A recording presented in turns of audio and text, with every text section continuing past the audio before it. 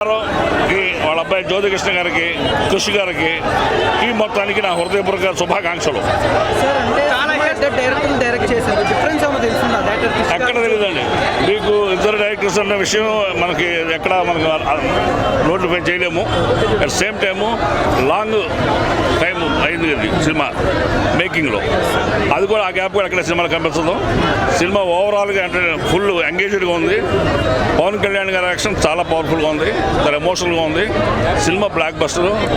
Real fans మాత్రం చాలా చాలా చాలా పెద్ద పండుగ. వాళ్ళు ఏదైతే కళలు కన్నారో ఆ కళలు నెరవేరి నా హృదయపూర్వక శుభాకాంక్షలు.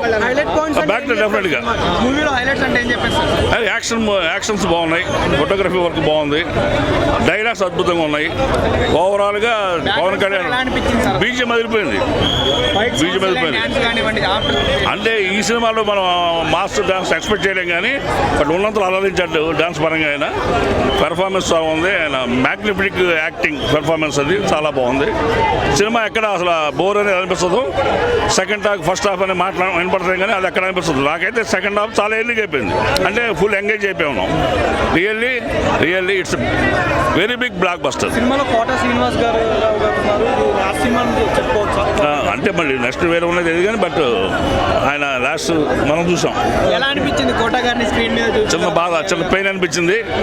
సినిమా ఫుల్ ఎంగేజ్ కాబట్టి ఆయన మళ్ళీ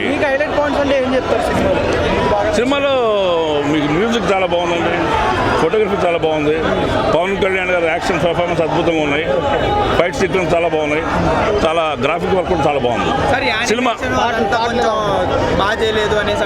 యానిమేషన్ కొంచెం చిన్న చిన్న హడావిడి కనిపించింది, కానీ బట్ అయినా అసలు మనకి ignorable things. But cinema engage. BGM అదిరిపోయిందండి, కీరవాణి బీజిఎం అదిరిపోయింది. రియల్ అన్ని సమపాడాల్లో కుదిరినాయి.